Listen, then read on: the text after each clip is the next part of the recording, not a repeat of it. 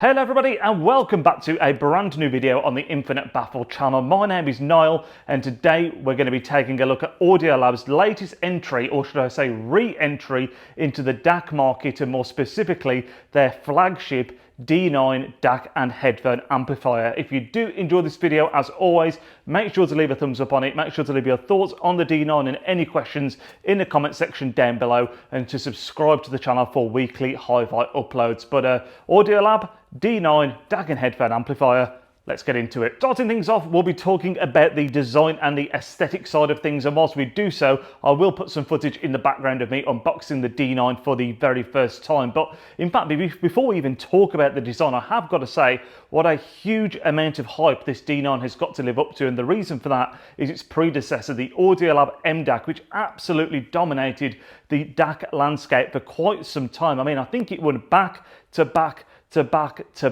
what hi-fi awards, and was just a really well revered product. So this and the D7 that they've also recently released, being the follow-on standalone DAC, so to speak, it has got a lot to live up to get anywhere near the reputation, let's say, of that M-DAC. But yeah, design-wise, going back to the aesthetic side of things for the D9, it takes a lot from the current 9000 series, and that is a range, and the 9000A itself, a unit that I'm super familiar with, owning the 9000A myself, and you can see that, again, the design has borrowed a lot from that range. It's got those same sharp edges, it's got that just over 2-inch screen off to the side. The dials on the front are also exactly the same, the embossed Audiolab logo on there as well, and yeah, it's a really sleek piece of kit. Now, just like the 9000 series, it also comes in a black or a silver. Personally, I prefer the black. I think it just looks a lot cleaner, though I will say there is something to be said for the silver unit and the contrast it has with the silver casing and the black screen as well. Both, I think, actually look really tidy. I was actually a little bit surprised by the overall size and dimensions of the D9. I must say, when I first unboxed it, these things aren't like massive by any stretch of the imagination, but it's over half the size of a 9000A, and I don't know, I just thought it'd be a little bit more compact than that. I mean, when we talk about what's gone into it, maybe that would explain, because there is a lot that has gone into this D9, and yeah, we'll touch upon that in just a second. But yeah, just a little bit bigger than I would have initially expected. Another similarity this has with the 9000 series is actually the DAC that's built into it. It's the ES9038 Pro, which is exactly the same one that can be found in the 9000A. So some of you might be thinking, well, why on earth, if I've got a 9000A, would I then upgrade to this separate DAC, which is going to be exactly the same to the one that's already in the unit that I own? Bit of a mouthful, but surprisingly, they do actually sound a little bit different, and again, we'll come on to that a bit later in the video. But yeah, just overall a lot in common with the 9000 series, and I think that means there's a lot to like. Focusing a little bit more on what goes into the D9 DAC, obviously we've just mentioned the flagship DAC that's built into the unit, but alongside that, you've also got a really powerful built-in headphone amplifier, putting out 550 milliwatts of power at 33 ohms, which is capable of driving pretty much anything on the headphone market currently. I mean, coming in at £1,099, this thing isn't cheap, but I think it's fair to say, or in my opinion at least, not only can this be something that you can use to bring perhaps an outdated amplifier back to life and really increase the performance of it, but you could also use this as a mini desktop system, and on paper at least it will do a fantastic job for you. Wireless connectivity is also covered, as the unit has Bluetooth 5.1 aptX built in. Alongside that, we also have 5 preset DAC filters to choose from when doing your listening,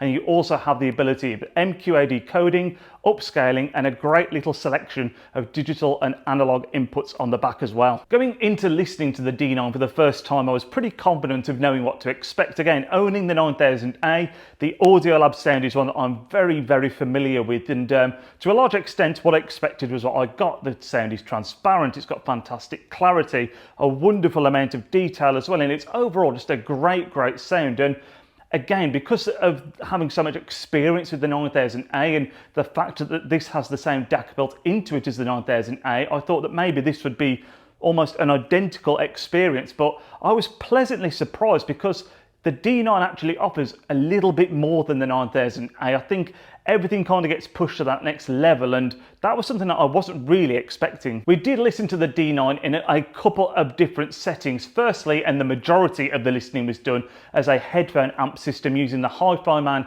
HE1000 headphones, another product that's just over the 1000 pair mark and I thought would pair well, and yeah, they sounded absolutely amazing. The other system that we paired in, naturally, was the 9000A, just to see if adding that DAC on top of the DAC that's the same as the DAC that's built into the DAC, tongue twister or what, just see how much difference it would make, basically, just adding the DAC onto the 9000A. And again, pleasantly surprised. I must say that, again, the transparency, the neutrality and the cleanliness of the sound was just really impressive. The 9000A, I think, offers that, but it kind of took me back a bit just how much cleaner the D9 actually sounded. Now, obviously, the general rule with a lot of hi-fi is that, you know, the more boxes you get, the more separates you get, the more quality you're going to be getting. You've got boxes that are dedicated to doing this particular task. It's spreading out the workload as it was amongst the system. So naturally, you're always going to find a lot of improvement when you go down the separates route. And for me, the question when you're looking at hi-fi is how many boxes are palatable for you in your system? How much room have you got? How much budget are you working with? And how much performance does that one extra box give you that maybe if you combined it with another unit, you know, perhaps you save a box and you're not losing out too much performance. There's that point of diminishing return. That's always going to be the big thing that kind of decides where you go and where you don't go with your system. So that was a big thing for me when considering the combination of the D9 and the 9000A, and we'll talk about that a little bit more in a second. Focusing a bit more on the sound itself, I mean, I've mentioned previously how it's really clean, transparent, neutral. The biggest gains compared to the 9000A, and I'm going to compare to the 9000A a lot here because it's just a unit I'm so familiar with, was the depth and the dynamics. Now, some of that is going to come down to the fact that I'm listening on headphones, whereas the 9000A I'm used to listening to on speakers, but the whole thing just felt a bit more dynamic. The lows were a little bit lower. It was really lowering that noise floor and just felt like a bigger sound. And that's a big compliment because I think it sounds fantastic, just the 9000A and the speakers, but the D9 again just seemed to take it to that next level, so to speak.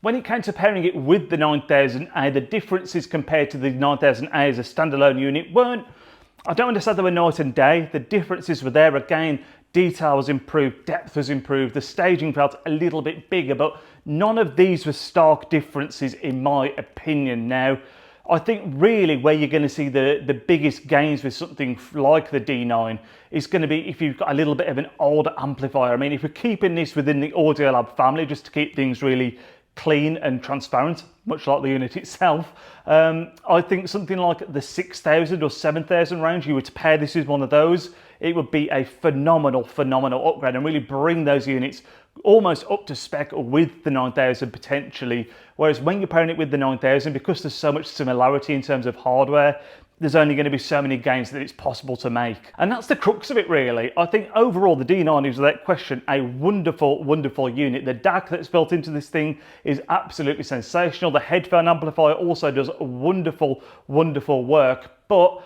I think the biggest place for this in the market is going to be as a desktop headphone amplifier system, where I think it will be absolutely sensational. B, if you're someone with an older amplifier to help bring that back to life, bring it up to modern spec, or even if you're someone with a CD player in your system that wants to breathe new life into your CDs and again lift the CD player up to modern spec, the D9 is a great piece of kit, wonderfully designed, looks fantastic and does a wonderful job at all of the things I've just mentioned. If you're someone with reference kit, the gains aren't quite going to be as noticeable. I keep on using the 9000 as an example because it's one I'm familiar with. Are the gains there? Yes, without question. Is it worth the £1,100 to tag it onto the 9000A? To me, I would question that. I think if you're someone that's really looking for the ultimate hi-fi reference sound and you're looking to get as much as possible out of your system and you've got a 9000, the gains are there. There's no question of that. There is an improvement in sound. I just question whether it's an £1,100 improvement in sound, but that is the beauty of hi-fi. That is where the beauty is in the eye of the beholder. But that is going to round up this video, guys. Thank you as always for tuning in. I hope you did enjoy this and find it useful. If you did, again, I implore you to leave a thumbs up on the video, leave your thoughts in the comment section down below, and we will catch you all in the next upload, guys. Enjoy the rest of your weekend.